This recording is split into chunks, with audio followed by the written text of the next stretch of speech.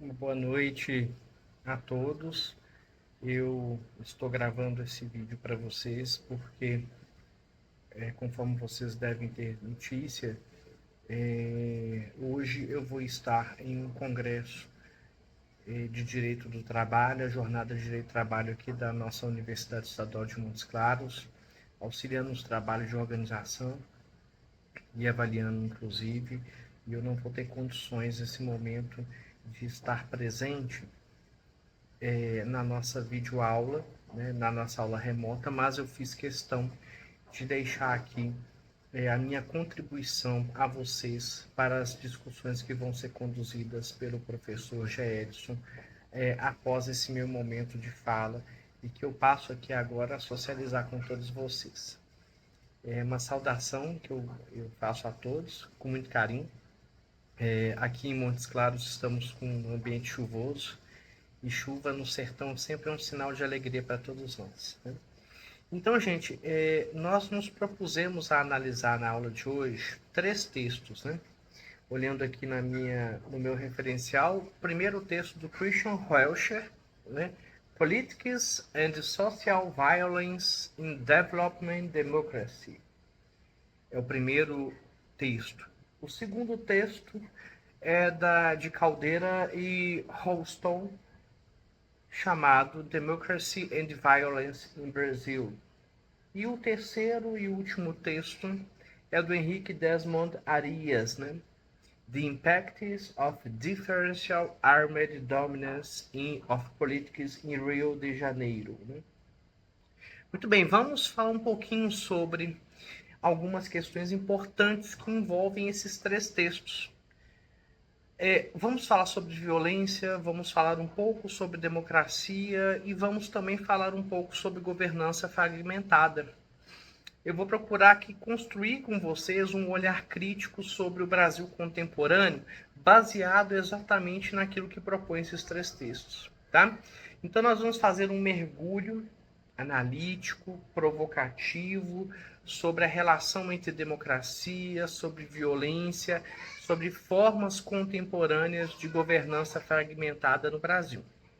Então nós vamos agora costurar um pouco 3 obras que a partir desses ângulos distintos, eu até peço até desculpas, mas sempre que a gente faz uns 30 tem esses imprevistos, tá, gente? Mas tudo bem, faz parte. Então, a partir desses ângulos, né, diversos, desses olhares desses autores, né, nós vamos procurar entender por que a violência, segundo esses autores, muitas vezes não é o oposto da democracia, mas muitas vezes representa uma concomitância muito incômoda à própria existência da democracia. Especialmente, meus queridos, quando a gente pensa em contextos de instituições frágeis, de desigualdades históricas que acometem a todos nós ao longo do tempo, né? Vamos começar então com a obra do Christian Hoelscher. Né? Ele nos apresenta um argumento muito provocador. Qual é o argumento que ele coloca para nós? Primeiro, ele diz para nós assim que em democracia em desenvolvimento como o Brasil, a própria dinâmica política, especialmente quando a gente fala em nível interfederativo, né, em nível de intranacional ou subnacional, ele diz para nós que a própria dinâmica da política ela pode funcionar como vetor de violência. Então, ele parte dessa constatação de que a violência não é homogênea no território nacional. E ele identifica 3 fatores fundamentais que alimentam a violência nos municípios. Vamos ver aqui na colinha. Primeiro deles, a competição política intensa. Segundo fator, a concentração de poder e ausência de cooperação entre níveis de governo, né? 3 fatores: competição política intensa, concentração de poder e ausência de cooperação entre níveis de governo. Então, Hoelscher, ele nos alerta, meus queridos, que em contextos de institucionalidade frágil, tanto a competição quanto à hegemonia política podem incentivar o uso da violência como ferramenta para manutenção ou ferramenta de conquista do poder. Então ele diz que é a política que não se resolveu no voto. É o contexto que ele coloca. É aquela política que não apenas não se resolveu no voto, mas ela se perpetua na intimidação, na instrumentalização, principalmente quando envolve as milícias, ou na sabotagem de adversários por meio de redes ilícitas. Né? Ou seja, o que ele nos diz aqui? Quanto mais incompleto for o processo democrático, mais provável vai ser que o Estado de Direito ele seja corroído, ele seja dilapidado pela violência. Então, esse argumento ele vai ser articulado de forma bastante profunda com o próximo texto de Caldeira e Holston. Esse texto, esses autores, eles partem de uma inquietação muito semelhante. Eles pensam, eles colocam uma proposição, posso dizer que seja uma proposição, uma pergunta, eles se colocam uma questão. Qual é a questão que eles se colocam? Eles se perguntam como que pode a violência persistir ou ainda mesmo aumentar justamente nos marcos de uma transição democrática. Eu acho que essa é a pergunta principal que eles colocam para a gente refletir. Ou seja, para esses autores, o Brasil ele vive uma espécie de, nós podemos dizer, um processo que eles colocaram, eles chamam de democracia disjuntiva. O que seria essa democracia disjuntiva? Seria um regime politicamente democrático, mas, e aí é que vem, né, o detalhe, mas com a cidadania civil sistematicamente violada. Essa é a grande questão. Né? Ou seja, esses autores eles mostram que a cidadania ela não vai ser construída apenas pelo direito ao voto, mas ela vai ser construída pelo acesso efetivo à justiça, à segurança, à dignidade, tá? E é justamente nessa chamada camada civil da cidadania que o Brasil falha, né? Porque politicamente nós somos uma democracia, mas se nós formos olhar no exercício da cidadania, do direito a ter direitos, de fruir dos benefícios nos concedidos pela Constituição e todas as suas garantias fundamentais, o Brasil falha, né? E o resultado? Qual é o resultado? Nós temos, qual que é o panorama? Nós temos um país onde nós elegemos presidentes democraticamente, mas onde os jovens, muitas vezes negros, são executados sem julgamento, onde as favelas se proliferam por ausência de políticas públicas urbanas de consolidação e construção de bairros organizados e com acesso à infraestrutura completa de água, esgoto, iluminação pública, serviços de correios e postagens, etc. Muitas vezes as comunidades aglomerados são onde o crime organizado se desenvolve ou as milícias se desenvolvem. E o Estado, como um elemento reativo, proporciona operações que não são permanentes como regra, mas são operações específicas e pontualizadas. É um Estado presente, mais ausente do que presente. Né? É onde a ordem legal muitas vezes cede lugar à ordem armada, seja por meio das armas das milícias, dos tráficos, do crime organizado, ou até mesmo dos tanques que entram essas comunidades para tentar ali, infelizmente, enxugar gelo, né? Diante da situação complexa e difícil de ser problematizada. Né? Então, essa é a colocação que esses autores nos trazem, né? É o núcleo fundamental que esses autores nos trazem. Né? E aí, nós entramos na terceira obra, né, do Henrique Desmond de Arias, porque ele nos dá um panorama detalhado exatamente dessa ordem armada. O que ele traz para nosso pensamento aqui? Em vez de pensar a violência, muitas vezes, como uma mera ausência do Estado, o Arias ele propõe uma chave interpretativa um pouco mais sofisticada. Ele coloca para nós aquilo que se chama de formas alternativas de governança local. Muitas vezes, essas formas de alternativas de governança local é o termo que ele utiliza para aquelas organizações que são ou milicianas ou facções, né? São vários graus de proximidade com a própria estrutura do Estado. É o Estado paralelo mesmo. Ele dá esse nome rebuscado e refinado, mas para dizer exatamente da constituição de um Estado paralelo diante da ausência do Estado oficial, né?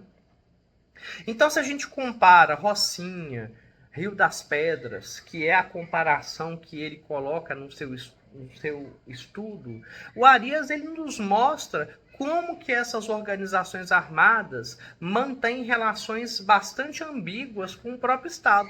Em alguns casos, essas organizações elas são confrontadas. Em outros casos, essas organizações elas são integradas à própria lógica do poder público.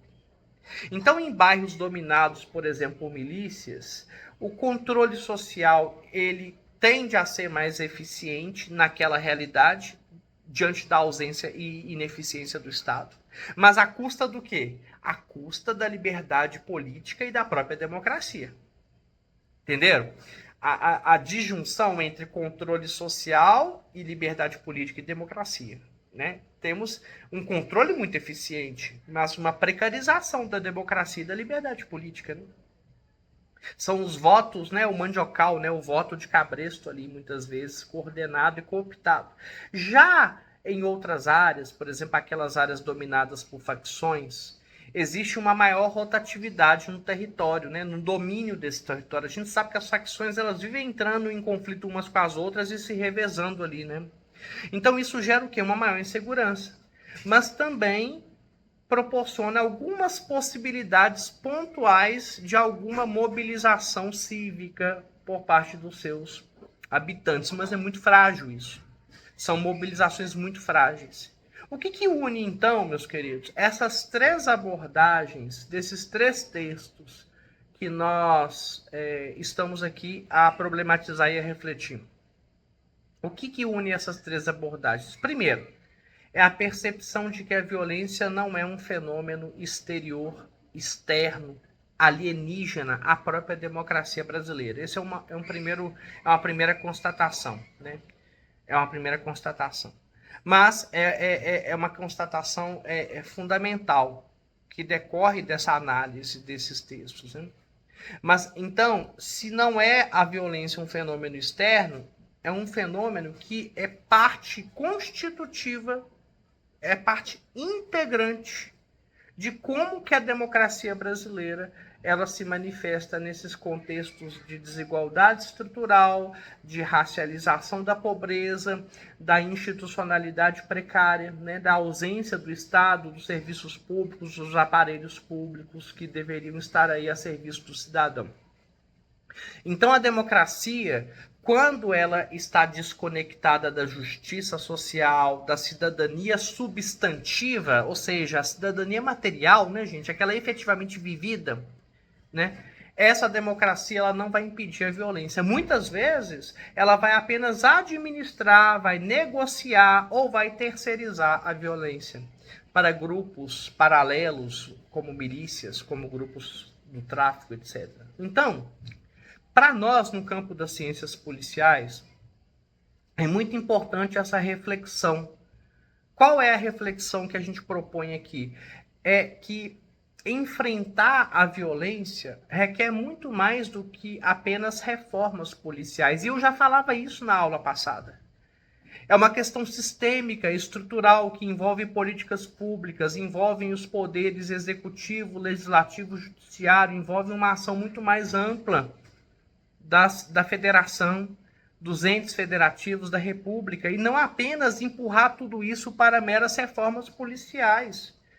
O sistema policial ele pode ser o mais eficiente do mundo, porque ele não vai conseguir dar conta de uma estrutura ou de uma consequência estrutural social feita por meio de ausências de políticas públicas adequadas, por meio da ausência do Estado, da presença do Estado, né?